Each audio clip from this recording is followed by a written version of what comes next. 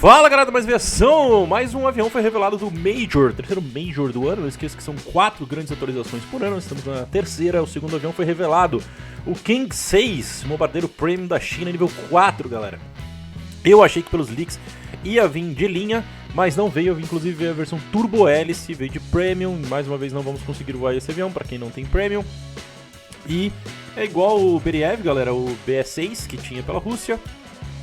E agora vem pela China na versão Turbo Hélice, galera. Então vai ter um increase aí de velocidade por ter 2 motorzão Turbo Hélice, vai ter bombas incendiárias de 250 kg, uns cacariquinha a mais, mas de resto é isso daí. E eu acho que não vai vir pra linha mesmo, a não ser que venha a versão pistão, mas eu acho que mesmo assim a versão pistão não vai vir pra linha pelo armamento defensivo dele, que são um monte de canhão 23mm.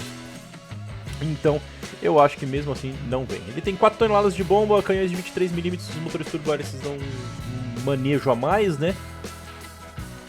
Mas é totalmente vulnerável por ataques por baixo. Lembra que eu falo pra vocês, se você vier por baixo fica mais fácil. E, pelo que eu entendi, ele não tem a arma traseira também, porque diz aqui no relatório que ele vai sofrer ataques traseiros. Apesar que nesse vídeo eu aproveitei que tem armamento traseiro. Então acho que o único ponto vulnerável dele é por baixo mesmo, então se você quiser derrubar ele, venha de baixo pra cima, fechou?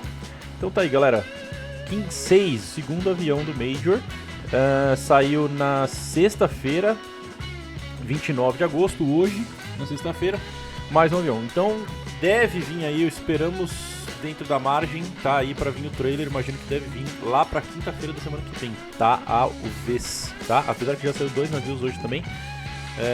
Na sequência, então tá vindo bastante veículo.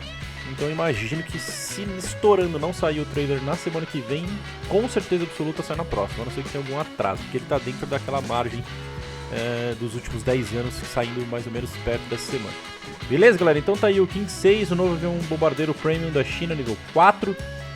Repetindo pra vocês, 4 toneladas de bomba, canhões de 23mm, motores turbo-hélices e o ponto vulnerável dele é por baixo, tá? É um avião de patrulha, né? A China usou ele como avião de patrulha e ele também serve, tem aí boa parte para bombardeiros e torpedo. Para quem joga navio, ele vai vir também, obviamente, com os torpedos.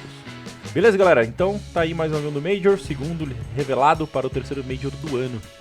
E é isso, não esquece de comentar, curtir e compartilhar o famoso Triple Charlie. E seja mais aviador, seja mais aviação. Até o próximo vídeo. Fui!